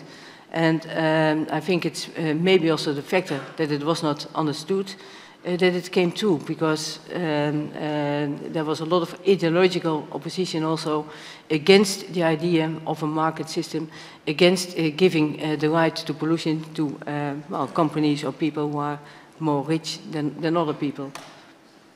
Thanks. Yeah, thank you. I would like to highlight a little bit on this issue, coming from a country which has not been known as the driver of the European Union emissions trading scheme. And I would like to highlight two things. I think the first is that we often ignore that the setup of the EU ETS was an historical opportunity, because there was a coalition in the end of the day between the cap camp and the trading camp. and that is especially for the future is important. Coming from Germany, where environmental policy is essentially based on Prussian police legislation for the last century, and probably will remain to be for a couple of time. But anyway, so there was a huge group which was in favor of capping something. And the huge challenge and the huge innovation was this coalition with the trading camp. And I think you can't explore this coalition without reflecting the role of electricity market liberalization at the time. If we wouldn't have been in the phase of electricity market liberalization, and John probably knows the internal debates with all the German champions at this time in the electricity sector, without this perspective that the good old times of the monopolies would have been broken, and trading will be an essential element of this new liberalized market, this coalition would have probably not emerged. And I think that has been an historical opportunity, and I will highlight this in my intervention in the afternoon. The key challenge will be to reinvent the coalition between the cap camp and the trading camp, because after the financial crisis, after all the debates we have, the reputation of markets has not increased, let's put it this way. And the key issue is to highlight again the huge benefits from responsive mechanisms which are markets. But anyway, the key question is what is the parallel to the spillover of the electricity market liberalization, which to my observation has been one of the key factors which made the ETS in the European Union possible, because in many countries and within the European Union we have exactly this separation. You have in the socialists, we have these trading nations, we have these command and control nations, and it is a lot about political traditions and political perceptions on responsive mechanisms, and that has been one of the success factors during the setup, and this is one of the key challenging factors for the future of carbon pricing. Well, thank you. I think that we are not obviously suffering from amnesia, but some memories at least are a bit not so vivid as that they should. So let me be blunt and to make a point on what happened when the directive arrived at the Parliament. It was almost killed. So it's important to remember that. Suddenly, the directive was being under huge lobby and pressure by several sectors and by several governments that wanted to undermine environmental integrity, undermine non-distortion of the competition, and undermine cost effectiveness. So I really think that this was really a science-based approach, but it was not an in vitro or laboratory production. It's important to make the point of the politics on this. And I think it was vital, since many of you are working on political science, that, in my opinion, this works not only because all of what was said was right, but also because we always said that there was a plan B. It was not about having cap and trade or having nothing.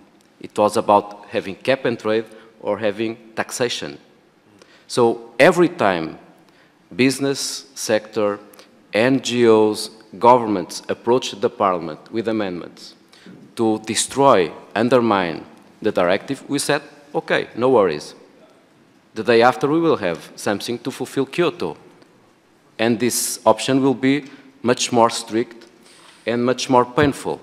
So every time inside our political groups, inside our own countries, some alternatives to undermine the process appeared, taking the plan B was always very important. And Dorothy Corby knows, Alexander De Roo from the Greens knows that, Chris Davis from the Liberals knows that. So I think I'm just making this point, not because I'm very interested in the memories, but because for the future, it's important to take always on board the idea that when we want to convince the others to do something, it's important to tell them that there is always an alternative. But that alternative can be much worse. So I think that having always a plan B, playing the carrot and the stick game, was really important on this process at the political level. Thank you, Guy Turner. It's very interesting trying to sort of dredge up my memory about what happened led us to this endpoint. And it's quite easy to forget some of the roads that were gone down and accumulated to the collective learning that has turned into the EU ETS. And we've mentioned the UK emissions trading scheme. But at that time, if we look back at the late 1990s, there's 2 points that stand out for me.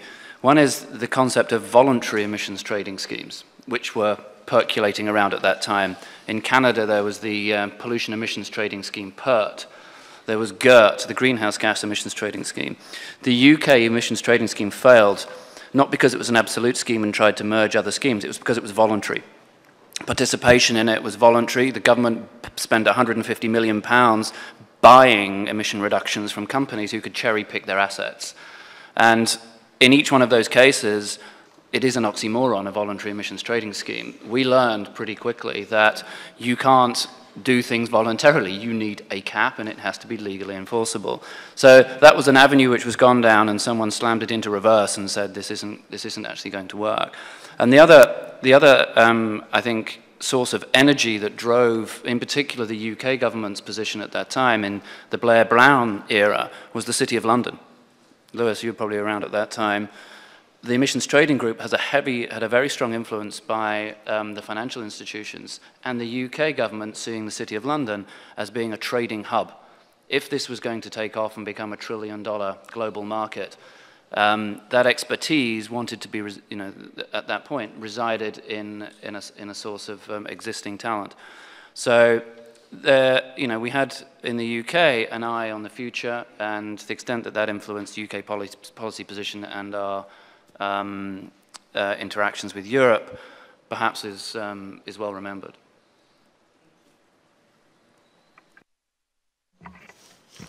Yes, thank you. Daniele Agostini from the ENA Group. I'm today the head of low carbon policies in the ENA Group worldwide. And back then I was advisor to the Italian government. And I have a lot of remembrances, but I'm going to refrain from bringing them up. But if you ask me what made it possible, I think I would say it's the right level of recklessness. I think it was very bold to go forward. We talked about window of opportunity. I think Eva described it correctly. There was tremendous pressure to push this thing, although there was still there was lack of clarity on a lot of those aspects. And member states like Italy were quite perplexed. Spain, I think France, a bit less so. So on one hand, you had the Danish presidency pushing with the European Commission. On the other hand, you had the German delegation sort of saying, hang on a second, let's try to understand what goes on. And it's not by chance that until the end, the first phase was called the pilot phase. And some people kept saying it's a pilot phase, and other people were saying, no, this is the real thing with real penalties. And so it was that balance between diving into the unknown, but doing it, learning by experience. And I just have to give 2 examples of how much unknown was there. If we look at the criteria for putting down the national allocation plans, I mean, it was just 1 page, I think, with 7 criteria. And the amount of uncertainty that it brought to the market was huge. We had that long, extended process where Jos, Peter, and all the team, Peter, I'd say, were trying to approve these plans and saying whether they were right or wrong, or whether they had to be reformulated. And again, that was a dive in the dark. The other big unknown was data collection. And I still remember, in Italy we were saying, well, we need a law to actually collect data, otherwise we're going to get bogus data. And everybody was looking at us saying, oh, you Italians, you can't get your data right. It turns out that a lot of other member states that didn't actually put laws in place to collect data actually got bogus data, and we ended up with major overallocation. So again, we were reckless, but at the same time, I think it was the right level because we had review clauses. We had the first phase that closed that first period and separated the impacts of that first learning by doing phase from the subsequent phases. So again, I think what we should learn is that we need the right amount of boldness in going forward, but also we have to pay careful attention to what checks and balances in the reviewing process we put in. And I think this is a very current issue today when we discuss that we've just finished discussing the MSR and the carbon leakage. To what extent we set regulation, we give regulatory stability to business like Caneill, but to what extent we also incorporate periodic reviews that actually allow to correct the system. We're going to dive into the carbon leakage debate. You know, how do we set a regime, but at the same time set a correct review process? So again, I think what we should learn from is that we need the right level of boldness, but also be very careful to the dynamic picture in time, how it's going to evolve, and with what frequency you want to intervene.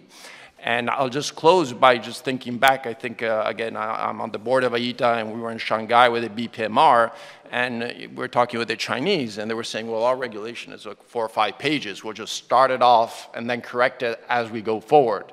And we were smiling, but in the end, maybe, you know, the first directive in Europe was also a bit like that. So again, even in their case, the key question is that balance between regulatory stability, but at the same time, a learning by doing approach. Thank you.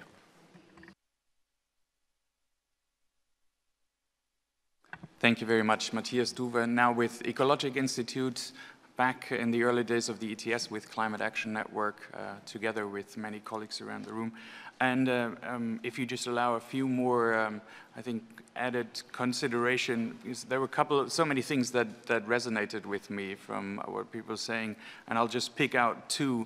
One, I think, was from Rob's recollections, the way in which the ETS should be remembered in terms of its framing, I think is quite important. That indeed, at the time of its inception, it was so clearly part of a larger set of instruments.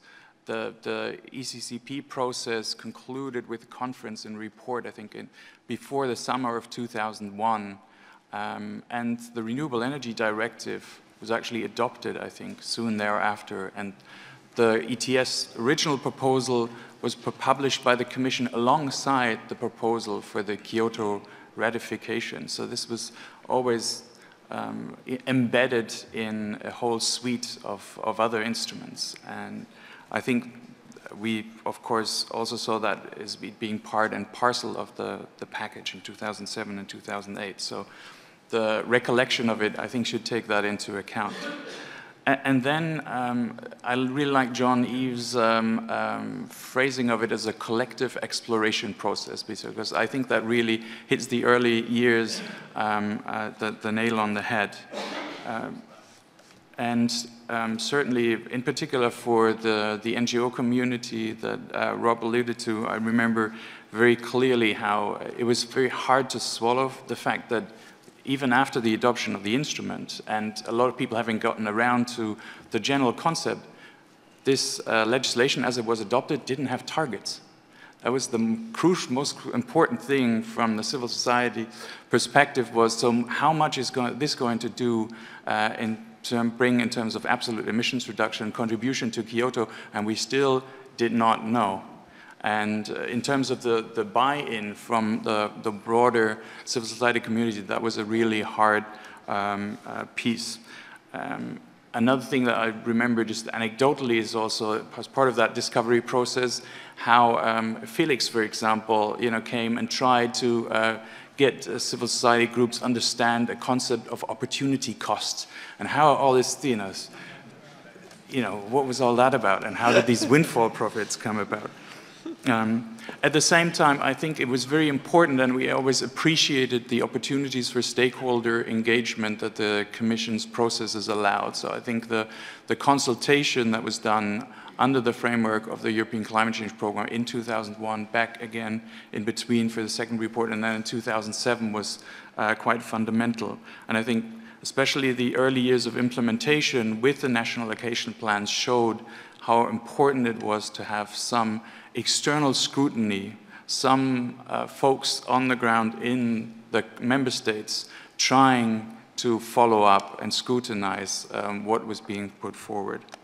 And I'll leave it at that. Thank you very much. Thank you. And now our final speaker, to whom I owe an apology, because I know that you've had your you've had your name up for a long. Yeah, but there's an advantage. I cannot be contradicted after this. So my name is Andre Marcoux. I was at that time the CEO, president and CEO of what was a startup to some degree, which was AIDA. Grew up and very ably led by Dirk now. And I remember, being Canadian, being somewhat bewildered by Brussels. One name from the past, Joss, that ought to be mentioned here was Charles Nicholson from BP, that brought me into AIDA and said, you want to go to Brussels? You want to lead AIDA, but you've never been to Brussels?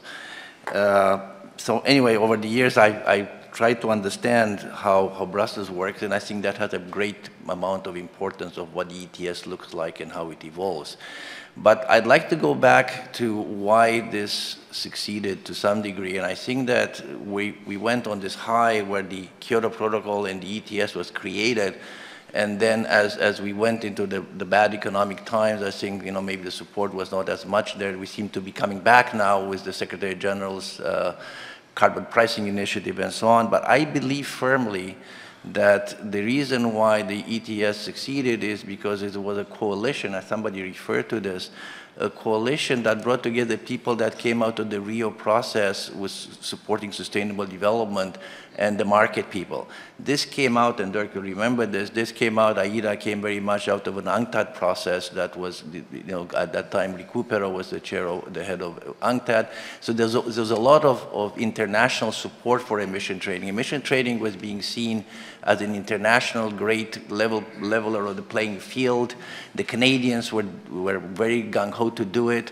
There were some very big energy companies supportive of this. BP and Shell were very supportive of this. And, you know, to have two companies, which is an existential problem for them, supporting this kind of initiative, I don't think it's a minor thing. But essentially, I think it was based on the success of the SO2 program. And everybody said, okay, guys, we do this. The SO2 program worked, and it worked very well. So this has got to work very well. I think it was a little bit more complicated than that, but that was very much the support. The second thing was the simplicity of it. I think that everybody was sold of the fact that, you know, you put a cap and then we get business to do it. It also turned out to be a little bit more complicated than that. But by and large, what I would like to close is the lesson that we're learning. I think that the governance of this thing is very, very important. I come again from a Canadian background, and the governance in Canada is very, very different from here. But I think that the fact that you have these periodic reviews and understanding and making a correction, because it is different, it is like the SO2, but it's different from the SO2. And unless we accept that and we continue to improve it, keeping us in business, the policy people, but nevertheless, I think that there is a requirement and a need to continue to understand whether it's an MSR or whether it's carbon leakage or whatever it is. It's an important thing that need to be reviewed over time. I'll stop here because I think I'm getting in the way of coffee. Well, I'm going to ask Jos to sum up this session, to reflect on the richness of what all of you have said, but to do so without keeping us from coffee for tea. Thanks, Birgit, and I will be very short. And thanks for the exciting discussion and comments. It's impossible to summarize, but I take 2-3 points, and I mingle in some of the experiences that we lived on the first row in the Commission, so to speak. The first is that support of a wide range of stakeholders has been key. I think we all have been saying that in different ways. Of course, the industry, the power sector, but also the manufacturing industry. The support by the NGOs, because we were going for a cap. And that was difficult to explain, but the cap was the cap, and the cap would go down. And that was raising the support from the NGOs, the support of the trading community, the support of the academic community. And these were the basic forces that were feeding the information in the institutions. with yes and no's, but that is what happened in the European Parliament, in the Council, in the Member States, as well as in the Commission. The support of the stakeholders and the deep involvement in the European Climate Change Programme, I think, was the seed on the basis of which the project could be carried forward. The second element is the international context. I think that Rob was saying the legitimization of the Kyoto Protocol, Article 17. I think that was perhaps even a more important influence because that was the Kyoto Protocol, that was the UN, and so if it comes from that level, why would we be against that?